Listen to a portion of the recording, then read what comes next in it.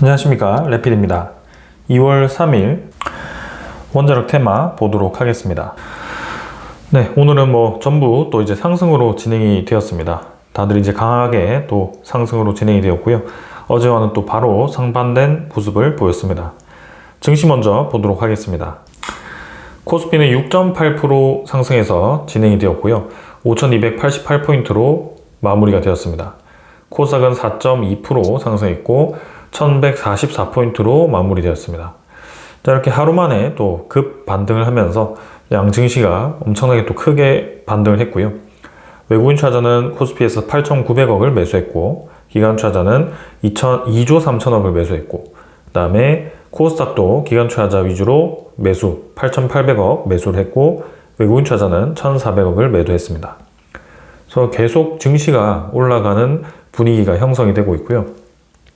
어제는 이제 나스닥 다우가 크게 떨어지지 않고 오히려 반등을 했습니다. 그래서 1% 다우가 올랐고요.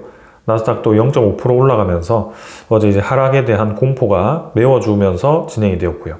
니케이도 오늘 3.9% 올라가면서 모든 자산 시장들이 또 크게 올라가면서 반등이 되었습니다. 자, 그래서 대부분 자산들이 올랐고요. 환율 같은 경우도 지금 1,449원으로 진행이 되었습니다. 오늘도 이제 오히려 하락하면서 진행이 되었고요. 윗꼬리, 아랫꼬리 길게 달면서 진행이 되었습니다. 그래서 국내 증시는 코스피 6.8% 올랐고요. 어제 하락분을 오히려 메우고도 더 올라가면서 진행이 되었습니다. 그래서 5,300포인트까지 거의 도달했고요. 수급으로 보면 외국인 투자자가 매도를 끝내고 매수를 했는데요. 기관 투자자가 금융 투자 위주로 상당히 크게 들어왔고, 그 다음에 사모펀드, 투신도 들어와 주면서 기관 투자자의 많은 매수가 이어졌습니다. 코스닥도 지금 8,800억 정도 기관 투자자가 유입이 되었고요. 특히 지금 이제 최근에 금융 투자 위주로의 매수세가 계속 이어지다가 어제 좀 끊어지는 모습이었는데요. 오늘 추가로 또 들어왔습니다. 그리고 외국인 투자자도 매도를 좀 했지만 최근에 매수세가 강했기 때문에 크게 중요하지 않아 보입니다.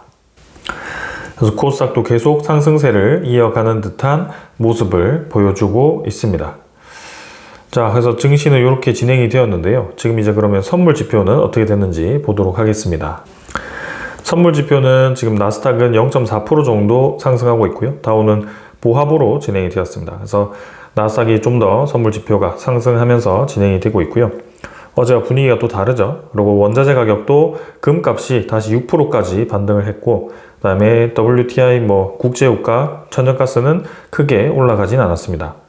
그래서 모든 자산들이 폭락하던 것들이 또 오늘은 모든 자산들이 반등을 하면서 진행이 되었고요. 시장에 대한 유동성 축소에 대한 우려감으로 좀 떨어졌던 부분들이 또 반등이 되었습니다. 그러면서 미국의 국채 금리가 또 올라가기 시작했는데요. 이러한 신호들은 미국의 국채 가격이 떨어지면서 미국의 어떤 이제 유동성 자금들이 풍부해지는 그런 상황들이 좀 생기는데요. 확실히 지금 좀 반전된 상황이 생겼습니다. 하지만 오늘 특별하게 시장이 다시 유동성 자금이 풀린다든지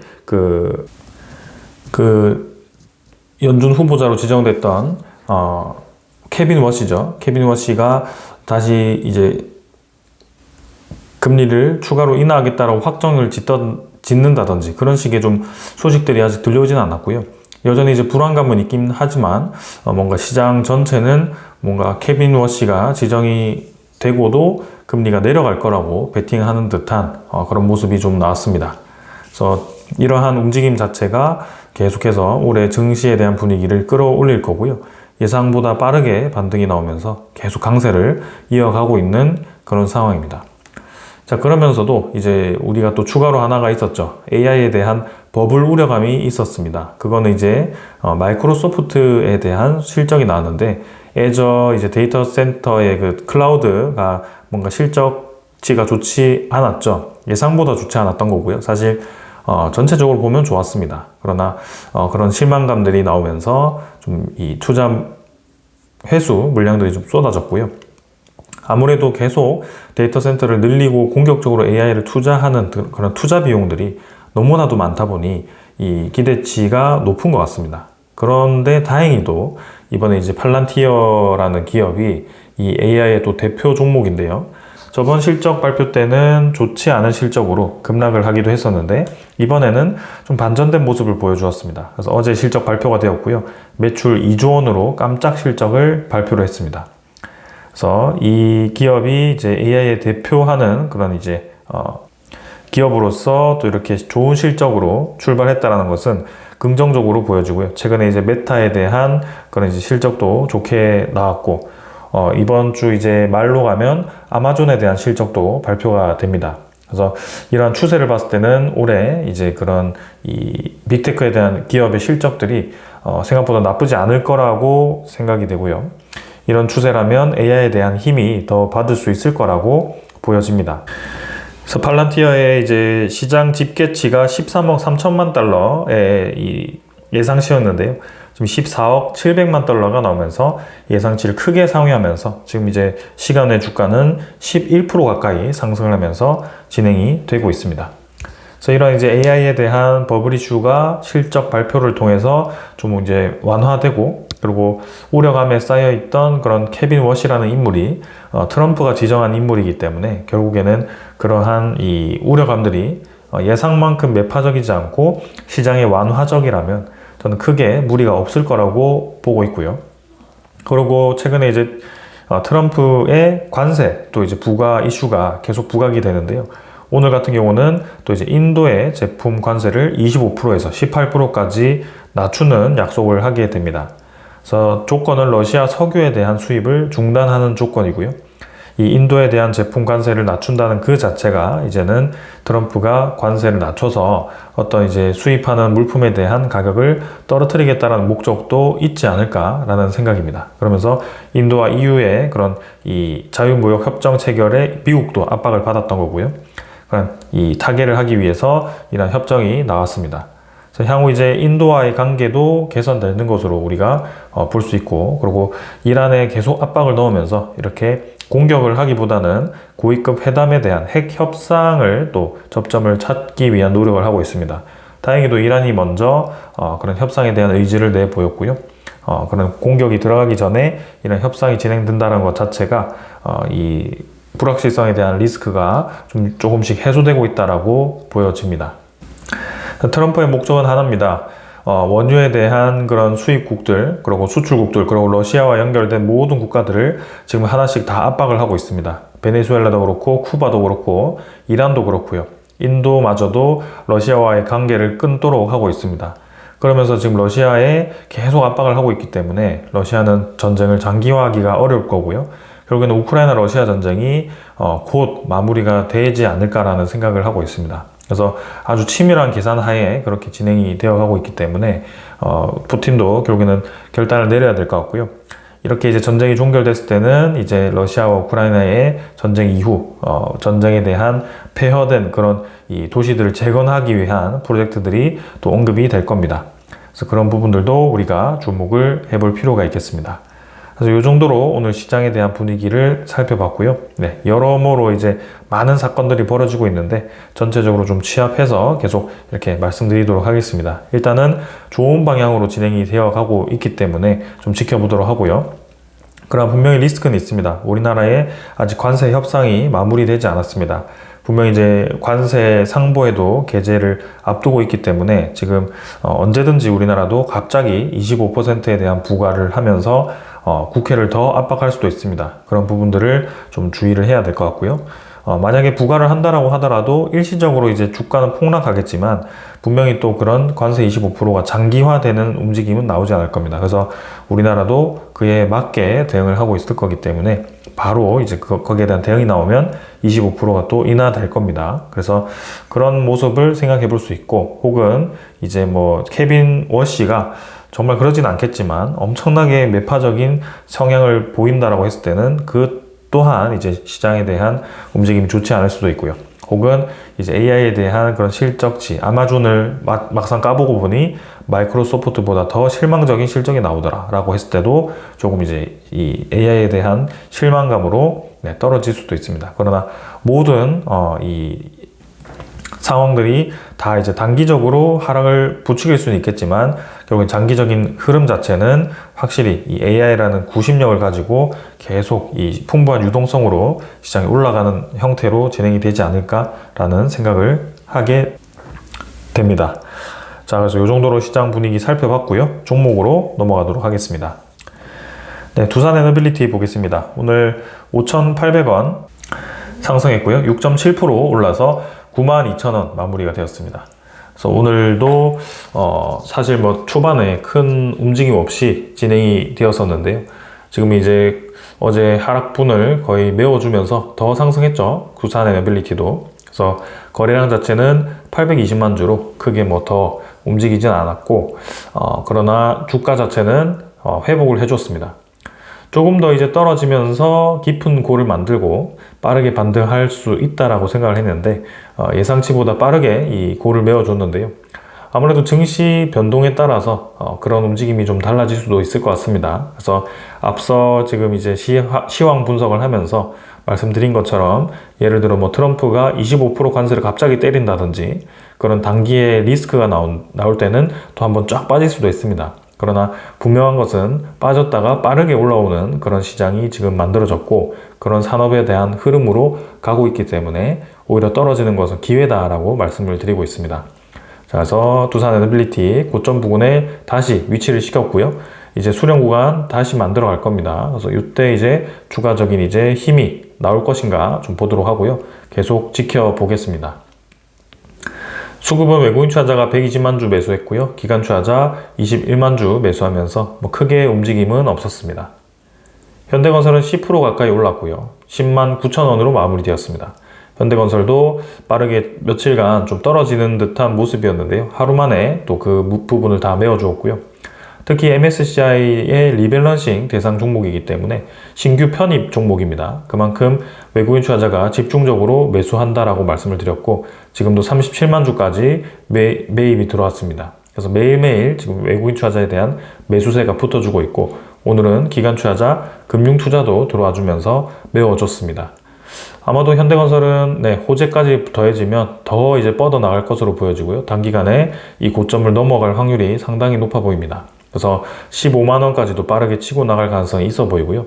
현대건설은 뭐 장기로 봐도 좋지만 단기적으로도 지금은 모멘텀이 굉장히 좋은 상황입니다. 한전기술도 6.5%까지 반등했고요. 꽤 이제 깊이 빠졌다가 21선 딛고 올라가기 시작합니다. 그러나 거래량은 좀 약했고요. 하지만 뭐 계속 위에서 놀고 있습니다. 그래서 이 한전기술도 확실한 소식이 들려올 때까지 좀 시간이 필요한데요. 지금은 그 소식이 들려올 듯 말 듯한 소식입니다. 상황입니다. 그래서 좀 이따가 그 소식 보도록 하고요. 외국인 투자자 37,000주, 기관 투자자 32,000주 매수하면서 진행이 되었습니다. 일단 뭐 고점 뚫고 큰 박스권 뚫고 나가 있기 때문에 언제든지 명분이 있으면 쭉쭉 뻗어나갈 그런 종목입니다. S&T에너지도 그간 계속 이제 지루한 모습들을 깨고 움직임이 나오기 시작했습니다. 7.5%까지 올라왔고요. 44,650원. 그래서 쌍바닥 디디고 61선 뚫고 완벽하게 나갔습니다. 그래서 그동안 계속 약한 모습이 나왔고요. 69,000원에서 쭉 떨어져서 지금 좋은 매수 기회가 왔었습니다. 그래서 이제는 S&T에너지도 LNG와 이제 원자력, 특히 SMR도 같은 테마에 엮여 있고요. LNG에서도 특히 열교환기 수요가 많기 때문에 최근에 S&T에너지가 데이터 센터의 수혜주로 또 부각이 되기도 합니다. 그만큼 주목을 받을 기업이고요. 앞으로도 계속 올라갈 겁니다. 외국인 투자자도 23,000주 매수했고요. 기관 투자자는 2만 주 매도하면서 진행되었습니다. BHI는 뭐 더할 말이 없죠. 계속 올라갈 수밖에 없고요. 7%까지 반등했고 74,500원. 현재 실적도 좋고 앞으로도 좋고 수주도 계속 좋은 그런 상황이 만들어지고 있다. 그래서 21선 따라서 쭉 올라가고 있고요. 원전 테마 중에 거의 뭐 가장 강한 종목 중에 하나가 아닐까. 현대건설과 BHI가 투톱이 아닐까 싶습니다. 그래서 거래는 작았지만 빠르게 이제 반등해줬고요. 이제는 많이 떨어져도 7만원대다. 그래서 주가 자체가 확실히 저점 자체가 달라지고 있고 높아지고 있습니다. 그래서 투자자 수급은 외국인 투자자는 큰 움직임 없었지만 기관 투자자 9만 주 또 매수해줬고요. 최근에 금융 투자 위주로의 매수세가 집중되고 있고 BHI는 뭐 조만간 빠르게 10만원까지 치고 나갈 그런 상황입니다. 성광밴드도 2.7% 올랐고요. 31,950원, 850원 반등했고요. 서서히 이제 찍고 또 올라가기 시작합니다. 121선 뚫고 성광밴드도 서서히 움직임이 나오고 있고요.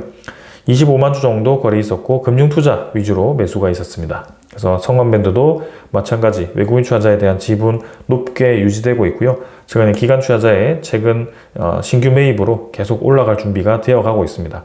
그래서 아까 에센트 에너지도 차트를 이렇게 그리고 쭉 뻗어 나갔었죠. 비슷한 그림이 그려지고 있습니다. 계속 주목해 보겠습니다. 그 다음은 태용이고요. 태용도 1,800원 올라서 6.3%, 35,500원으로 마무리되었습니다. 자, 태용도 계속 이제 바닥 라인 다지면서 올라가는 그림 만들어주고 있고요. 비슷한 형태입니다. 이미 이제 수렴 구간 뚫고 나갔습니다. 그러면서 좀 뜸을 들이면서 지금 눌러지고 있는데요. 일단 음운구름 위에서 지지 라인을 만들어줬고 21선 살리면서 자리를 잡았습니다. 여기서 뭐 추가적으로 더 조정이 나오거나 아니면 더 시간을 끌 가능성도 있습니다. 거래량 자체가 아직 크게 나오지 않았고요. 좀 쭉 뻗어나가는 그림이 나오면 좋겠는데 여전히 그런 힘은 보이지 않고 있습니다. 하지만 태용 자체도 전체적인 추세 반전은 이루어지고 있다. 전체 추세는 올라가고 있기 때문에 시간이 좀 걸리더라도 서서히 올라갈 수도 있고요. 아니면 어떤 명분이 나오면 빠르게 치고 나갈 가능성도 있습니다. 저는 후자를 좀 더 기대를 하고 있는데 그러한 소식들이 조금 더디게 나와서 기다리고 있습니다. 외국인 투자자는 이틀 정도 매수해줬고요. 그러나 뭐 크게 영향력 있는 매수는 아니었습니다. 금융투자 위주로 조금 매수가 있었고 최근에는 보험투자가 매도를 하면서 차익 실현 물량이 나오고 있습니다. 우지는 4.7% 올랐고요. 25,300원. 마찬가지 지켜줄 자리 지켜줬고 계속 올라가는 종목이라서 뭐 이렇게 차트 볼 게 없습니다. 추세 따라서 그냥 올라가는구나 라고 생각하시면 될 것 같고요. 떨어질 만큼 떨어졌다가 올라가고 떨어질 만큼 떨어졌다가 올라가는 그림입니다.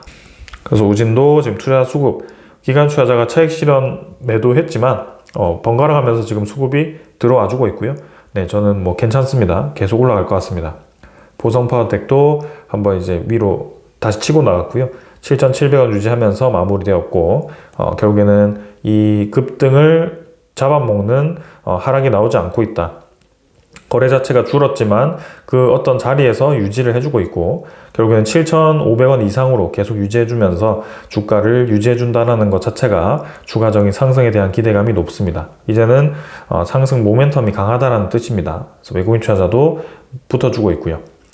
우리 기술도 투자 경고 종목 달면서도 벗어나지 않고 있습니다. 9,000원 계속 유지해주고 있고요. 이 자리에서 떨어지지 않는다. 결국에는 이렇게 떨어지지 않고 지지한다는 것 자체가 저는 추가적인 상승을 기대할 수 있을 것 같고요. 우리 기술도 이 투자 경고가 떨어지면 더 강하게 올라갈 가능성이 커 보입니다. 외국인 투자자, 기관 투자자가 계속 매수를 해주고 있습니다. 자, 오늘 이 정도로 시장 분위기 살펴봤고요. 이렇게 반도체만큼은 강하게 올라가지는 않았습니다. 반도체 특히 삼성전자 11%, 그 다음에 SK하이닉스 10%까지 이렇게 올라가고 있는데 그에 비하면 사실 크게 오르지도 않았습니다. 거의 뭐 테마주처럼 반도체 종목들이 지금 크게 올라가고 있는데요. 그만큼 이 코스피 전체도 많이 올라가고 있고 전체적으로 유동성 자금이 풍부한 상태에서 반도체에 좀 집중되고 있다. 그러나 오늘은 그래도 다행히 원자력 테마도 좀 올라가는 모습이 나왔고요. 일단 제가 올해를 계속 좋게 보는 이유는 유동성 자금이 풍부하기도 하지만 확실히 코스피가 지금 주목을 받고 있습니다. 한번 이 모멘텀이 나오기 시작하니 많은 기관 투자자, 많은 이 외국인 증권사들이 주목을 하기 시작합니다. 코스피가 7,500도 가능하다라는 전망이 나왔고요. 요거는 뭐 이 공격치로 좀 제시를 한 거지만 일단 기본 시나리오도 6,000입니다. 지금보다도 훨씬 높죠. 근데 뭐 SK하이닉스와 삼성전자가 지금 시가총액이 합쳐가지고 거의 1,700조 가까이가 되는데 그 정도 수준에서 지금 10%만 올라도 170조거든요. 그러면 코스피가 뭐 6,000 가는 거는 일도 아닐 것 같습니다. 그만큼 지금 반도체에 쏠린 상승 때문에 이렇게 지수를 높게 잡기도 하는 것 같고요. 특히 그 두 기업이 영업이익이 너무 높게 예상이 되다 보니까 지금 뭐 200조까지도 예상을 하더라고요. 그만큼 지금 아주 크게 지금 불이 붙었다라고 예상이 됩니다. 그래서 크게 지금 투자자들이 몰리는 그런 상황이 만들어졌다. 코스피가 덩치 자체가 틀려졌다라고 생각이 되고요.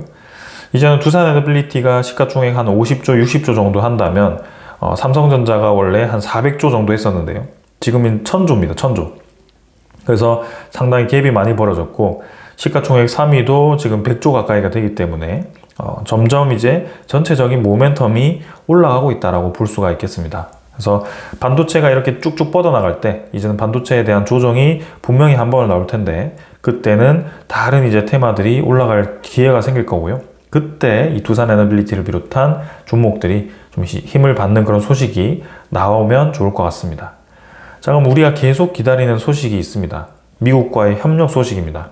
근데 오늘도 그 소식에 대한 가능성이 좀 나왔습니다. 한국이 이제 투자 의지가 없다. 그래서 관세를 부과하겠다라고 얘기를 해서 부랴부랴 이제 산업부 장관과 같이 갔습니다. 근데 무슨 소식이 나왔느냐? 내용을 보면 트럼프 미국 대통령이 우리나라에 대한 관세를 25%로 올리겠다고 기습 발표한 지 이제 일주일이 지났다. 근데 우리 정부 당국자들이 미국 설득을 하기 위해서 워싱턴으로 향했는데 협의해서 미국 측이 우리에게 미국 내 원전 건설을 투자 프로젝트 안건으로 제안을 했다라고 합니다. 그래서 일본의 대미 투자 상황을 들면서 한국의 신속한 투자를 압박을 했다라고 합니다. 어제 제가 말씀드린 것과 거의 유사한 내용입니다. 미국은 지금 에너지가 부족하다라고 말씀을 드렸습니다. 지금 시장 전체는 반도체에 굉장히 관심도가 높고 여기에 주가도 많이 쏠려 있고 주목을 하고 있습니다. 그럼 계속 제가 얘기하죠. 이 반도체 시장이 아무리 쏟아져 봤자 결국엔 데이터 센터로 다 지금 쏟아지는 그런 반도체입니다. 어떻게 보면 향후 미래에 이제 생산될 반도체를 지금 끌어다가 쓰겠다라고, 왜냐하면 AI에 대한 패권 자체, 그죠? AI에 대한 경쟁 자체가 너무나도 조급해졌기 때문입니다. 왜냐하면 이대로 가만히 있다가는 우리 기업이 AI 기술력을 개발하지 않다가는 도태될 수밖에 없겠구나. 우리 국가가 AI 기술력을 개발하지 않으면 도태될 수밖에 없겠구나라는 그런 이제 상황까지 온 겁니다. 그래서 모든 기업들, 모든 국가들이 이 AI에 투자를 가속화시키고 있기 때문에 반도체에 대한 수급 자체가 갑자기 이렇게 엄청나게 쏠리고 있는 상황이고요. 그 덕분에 반도체 가격이 급등을 하고 있습니다. 그러나 이 가격이 급등하면서 데이터 센터에 그만큼 이제 많이 들어가게 될 텐데 이 많은 데이터 센터에 대한 해결책은 과연 누가 제시할 건가? 라는 게 의문인 겁니다. 지금 이렇게 데이터 센터를 짓더라도 2028년, 2029년에 많이 이제 완공이 될 텐데 그때 그 전기는 누가 공급을 하냐 이겁니다. 그래서 지금은 에너지에 대한 부족 사태로 갈 수밖에 없는 환경으로 가고 있고요. 그 에너지를 해결하지 않는 이상은 향후 이 반도체 수급도 결국에는 확 꺾이게 될 겁니다. 그걸 막기 위해서라도 반도체 기업이라든지 이 많은 AI를 투자하는 기업들이 이제는 칩에 집중하는 게 아니라 에너지에 집중하는 시기가 올 거고요. 지금도 그게 묻혀 있긴 하지만 결국에는 이 상황으로 가고 있습니다. 그럼 그 에너지로 어떤 거를 추진해야 이 많은 수급을 해결할 수 있을 것이냐? 태양광, 풍력도 대안이 되겠지만 신재생에너지를 많이 늘리고 있지만 그 모든 거를 신재생에너지로는 불가하다라는 게 판단이 되었습니다. 왜냐하면 피크 전력 시간에 우리가 원하는 만큼 그 에너지를 끌어다 쓸 수 없기 때문입니다. 기후의 영향도가 크고 간헐적인 특성 때문에 그러한 것들이 불가하기 때문에 당장 2, 3년 내에 에너지 확보를 위해서 기저에너지원으로서 안정적인 수급이 가능한 에너지는 LNG와 SMR 밖에 없더라. 그래서 지금 LNG가 급격하게 늘어나고 있고 거기에 이어서 알래스카 프로젝트를 급격하게 지금 빠르게 개발을 추진하고 있습니다. 러시아와 지금 대립하는 관계에서 LNG 수입 제대로 못하죠. 그럼 LNG 가격이 급등하면 이 LNG에 대한 가스 발전도 분명히 AI에 대한 그런 가격 인상으로 나타날 겁니다. 경쟁력이 깎이는 거죠. 그럼 LNG 가격을 떨어뜨려야 되는데 어디서 떨어뜨릴 거냐? 중동에서 LNG를 싸게 사오거나 아니면은 미국 자체에서 LNG를 생산해야 되는데 그 LNG를 많이 이제 생산할 수 있는 데가 어디냐? 알래스카더라랍니다. 그래서 그러한 상황이 만들어지고 있고요. 그리고 이 LNG도 궁극적으로는 지구온난화의 주범이 될 수 있고 지구온난화를 막을 수 없습니다. 결국에는 두산 에너빌리티가 생산하는 가스터빈 모델은 수소 전환이 가능하죠. 그래서 그런 수소 전환에 대한 긴 텀을 보거나 혹은 그 중간에 있을 이제 SMR을 공격적으로 투자하는 방법 두 개가 있을 겁니다. 그럼 지금 제가 주목하는 것은 SMR에 대한 투자를 얘기를 하고 있고요. 대형 원전 투자도 좋지만 대형 원전은 지금 짓기 시작해도 사실 10년 걸립니다. 미국에서는 더 걸릴 수도 있죠. 그래서 그게 2030년 후반대, 2040년대에나 완공이 되었을 때 그때 가서 이제 생산하더라도 사실상 지금 2, 3년 뒤에 AI 경쟁이 치열하게 일어나고 그 주도권 싸움이 치열하게 일어나는 상황에서 안 그래도 이제 이 투자 회수 비용이 부족하고 향후 이제 어떻게 될지 모르는 상황에서 미래 한 10년 뒤를 투자를 하기 위해 그런 대형 원전을 올인을 하겠다는 것은 사실상 어려운 얘기죠. 현실적으로 이제 접근을 할 수밖에 없을 거고요. 에너지를 빠르게 수급하기 위한 방법을 계속 찾을 겁니다. 그게 SMR이 될 수 있다. 왜냐? 대형 원전은 10년 이상 걸리는 것을 SMR은 지금 초도기는 5년 정도 걸리지만 향후 이제 모듈화를 했을 때 2년 정도 걸릴 수도 있고요. 그걸 더 줄일 수도 있습니다. 그래서 그게 이제 SMR의 가장 큰 장점이고 모듈화를 통해서 가격 경쟁력도 확보가 가능하고 송전망이 이제 필요가 없기 때문에 전력 손실도 없는 뿐더러 이제는 데이터 센터에 각자 바로 옆에다가 발전소를 지어서 그러한 부분들도 효율을 극대화시킬 수 있습니다. 이런 것들이 SMR의 장점이 될 수 있고 지금은 초도기를 짓고 있겠지만 NRC 인증받은 모델도 있고 향후 이제 대량화해서 생산할 수 있는 모델들도 있습니다. 특히 캐나다에 짓고 있는 BWRX 모델은 벌써 4기를 준비하고 있고요. 첫 번째 모델을 짓고 있습니다. 그리고 뉴스케일 파워도 이미 NRC 인증을 받았기 때문에 대량 건설이 가능합니다. 그러면서 이제 홀텍, 엑스에너지, 테라파워, 혹은 카이로스 파워 이런 여러 가지 기업들이 이제 그런 SMR의 초도 단지를 짓고 있고요. 그게 이제 실증을 끝내고 완전히 상호분전에 들어가서 안정적으로 이제 하는 게 중요하겠지만 트럼프 행정부의 움직임을 보시면 압니다.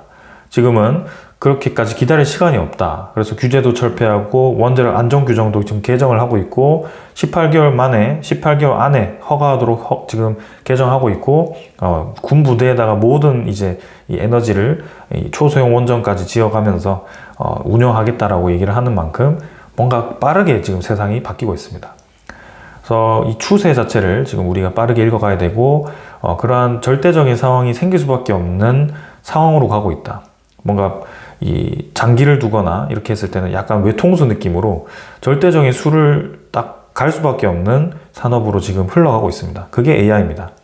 그래서 에너지에 대한 중요도가 상당히 커졌고 그런 부분들을 우리가 생각해야 된다. 사실 SMR이 이제 시장이 꺼지려면 SMR을 대신할 수 있는 안정적인 에너지, 엄청나게 이제 가격이 싸고 무한으로 이제 얻을 수 있는 에너지가 나오면 SMR이 사라지겠죠. 그 중에 하나가 이제 머스크가 꿈꾸는 태양광 에너지를 활용한 우주 데이터 센터가 아닐까 싶은데요. 근데 그게 단기간에 엄청나게 효과를 보기는 어려울 수도 있습니다. 그래서 머스크는 일단 우주 로켓을 싸게 비용을 절감시킬 수 있는 방법을 계속 찾을 거고 그것을 엄청나게 가격을 떨어뜨렸을 때 마구잡이로 이제 쏴가지고 할 수 있다라는 얘기를 하는 거죠. 일단은 도전적인 것은 그 우주 로켓을 싸게 쏘는 겁니다. 근데 지금은 조그마한 위성을 올리는 것은 괜찮겠지만 그 무거운 서버를 달고 많은 이제 데이터 센터를 쏘아 올리는 것 자체는 도전적인 상황이 될 수도 있고요. 그리고 태양에 이제 가까워졌고 우주로 나갔기 때문에 대기가 없는 단점이 있습니다. 냉각에 대한 효율은 있겠지만 그런 이제 방사선을 막아주는 안전장치가 없다라는 겁니다. 그만큼 이제 리스크가 있기 때문에 향후 어떻게 될지는 지켜봐야 되는 상황이다. 자, 그래서 주가를 얘기하는 것보다 이렇게 여러 가지로 여러 방면에서 산업을 바라보고 산업이 어떤 방향으로 흘러가는지를 정리해 드리는 게 저는 좋다라고 생각이 되고요. 그렇게 좀 봐주시면 좋겠습니다. 자, 우리나라 내부에서도 이제 로봇을 원전에 투입한다라는 얘기가 나옵니다. 이제는 로봇을 활용해서 원전이 이제 위험하죠, 주변에. 그래서 그것을 핵연료 제장 전 수조를 점검하거나 취수 후 뻘높이 원격 측정을 하거나 냉각 해수 배관을 원격 검사를 하거나 이런 식으로 이제 활용이 될 예정입니다. 그래서 좀 거부감이 있던 그런 원자력 발전이 이 로봇을 활용해서 조금 더 이제 관리가 쉬워지고, 그죠? 그런 부분들이 좋아지고 있다. 로봇을 활용하면서 이제 인건비가 떨어지기 때문에 그런 부분들도 향후 원전 건설에 있어서 아주 긍정적인 요인이 될 수 있습니다. 자, 그리고 이제 해외 시장 봤을 때는 인도 재무장관이 원전 기자재 수입 관세를 2035년까지 면제를 시사를 했습니다. 그래서 지금 인도가 원자력 발전이 급합니다. 미국도 급하고 우리나라도 이제 짓기 시작하고 유럽도 본격적으로 짓고 있고 중동 뭐 할 것 없이 모든 국가들이 원자력 발전 짓고 있는데 인도마저도 이제 시작을 했습니다. 근데 얼마 하느냐? 2047년까지 100기가와트. 그러니까 엄청나게 많죠. 그래서 이 인도도 원자력 발전을 아주 크게 늘릴 계획을 하고 있기 때문에 향후 이 원자력 발전에 대한 시장 자체가 지금 우리가 보는 상황과 완전히 달라질 수 있다. 그래서 인도도 자국 내 기업을 밀어주겠지만 그 기업으로는 다 커버가 불가능하기 때문에 이제는 저런 기자재 수입이라든지 해외 이제 기업들을 유치해서 원전을 지으려고 할 것 같습니다. 그래서 지금 미국 대표단이 인도 기업들과 회동을 했고요. 민간 원자력 기술에 대한 수입 확대 방안을 논의를 했습니다. 그러면서 지금 최근에 미국과 인도가 관세 협상을 했습니다. 어떤 결과가 나올까요? 이제는 미국이 인도의 원자력 발전을 건설할 수 있는 그런 소식이 들려오지 않을까라는 생각이고요. AP1000 모델이 향후 이제 인도 내에 깔릴 수 있는 기회가 생겼다라고도 보여집니다. 네덜란드 정부도 지금 이제 대형 원전과 SMR을 포함한 최대 4기 건설 계획을 발표를 했고요. 네덜란드도 본격적인 원전 건설을 준비하고 있고, 러시아가 지금 UAE에다가 손을 뻗었습니다. UAE에 최대 400억 달러 규모의 신규 원전 프로젝트를 제안했다. 원래는 이 UAE 원전, 바라카 원전 이제 5에서 8억인데요. 그거를 우리나라가 이제 눈독을 들이고 있었는데 지금 로사톰이 치고 들어옵니다. 그래서 UAE가 1,4호기를 이제 우리나라에게 줬고 그 나머지를 이제 중국과 러시아 그리고 한국, 프랑스 이렇게 좀 4파전으로 다시 입찰을 한다는 얘기가 있었는데 근데 또 이렇게 로사톰이 제안을 했습니다. 근데 이 중동 입장에서는 지금 사실상 미국의 영향도가 굉장히 큽니다. 그래서 UAE가 사실상 러시아를 선택하기가 쉽지 않지 않을까라는 생각인데요. 우리나라와의 또 협력 소식이 들려오면 좋겠습니다. 그래서 저렇게 이제 러시아 로스톰이 제안했다라는 그 자체가 뭔가 이제 UAE의 추가 원전 건설이 진행될 계획이 있지 않나라는 생각이 좀 들고요. 사우디도 이제 계획이 있기 때문에 주목해 보겠습니다. 그러면서 폴란드와 미국 수출입은행은 폴란드의 최초 금융지원 협정을 체결했고요. 이제 웨스팅하우스의 프로젝트가 진행이 되면 두산에너빌리티를 비롯한 현대건설 이런 기업들이 또 협력해서 유럽의 원전을 웨스팅하우스와 함께 건설을 하게 될 것 같습니다. 자, 좋은 소식밖에 없습니다. 지금 캐나다도 원전을 추진하고 있는데 웨스팅하우스가 이렇게 협력해서 들어가고 있고요. 모든 기업들, 모든 원전들이 지금 원전 없어서 난립니다. 그래서 원전 지어야 되는데 그거 할 수 있는 기업이 별로 없죠. 전 세계에 얼마 없습니다. 그동안 노하우가 쌓여 있고 많이 제품을 만들어 봤고 그런 특수강, 특수철을 만들어서 두드려 가지고 혹은 갈아 가지고 그런 원자재를 만들고 기자재를 만들고 그리고 거기에 들어가는 열 교환기라든지 그런 이 여러 가지 이 자재들을 공급하는 기업들은 우리나라에 다 모여 있습니다. 그리고 견고하게 건설하고 빠르게 건설하고 싸게 건설할 수 있는 건설 기업들도 우리나라에 집중되어 있습니다. 그래서 우리나라에 정말 큰 시장이 왔다라고 저는 생각이 들고요. 정말 이번에 잘 잡은 것 같습니다. 기회를. 그러면서 우리나라 정부도 다행히도 분위기가 바뀌어서 이런 큰 기회를 잡을 수 있는 기반을 마련하는 것 같아서 상당히 다행입니다. 그래서 아주 공격적인 투자는 아니겠지만 뭔가 분위기가 바뀌고 있다. 우리나라 정부도. 그래서 그러한 이 박자가 맞아 떨어지기 시작했기 때문에 저는 오히려 전체적인 상황이 이 기업들이 더 올라가기 좋은 환경으로 가고 있다라고 생각이 들고요. 반도체만큼 지금 많이 올라가지 않아서 좀 약하지만 한번 이제 힘을 받기 시작하면 저는 여기서 2배 이상은 다 올라가지 않을까라는 생각을 하고 있습니다. 갑작스럽게 주가가 상승 출발을 할 거고요. 그때에 지금 이 영상을 보시면 많은 생각이 드실 겁니다. 자, 그래서 오늘은 이 정도로 마무리를 하겠습니다. 그래서 제가 주목하는 것은 차트보다도 전체 시장입니다. 절대적으로 원자력 기업, 우리나라 원자력 기업이 주목을 받을 수밖에 없는 상황으로 가고 있고 그 상황이 계속 지금 이어지고 있다. 결국에는 투자를 오래 하면 할수록 올라갈 수밖에 없는 구조로 가고 있더라. 그래서 거래량이 얼마고 주가가 얼마고 내일 어떻게 되고 이건 전혀 중요하지 않습니다. 그래서 전체 추세만 보고 천천히 투자를 해보시면 올해는 좋은 결과가 있을 거라고 생각됩니다. 자, 오늘 여기까지 하고요. 네, 도움이 되셨다면 구독과 좋아요 부탁드리겠습니다. 감사합니다.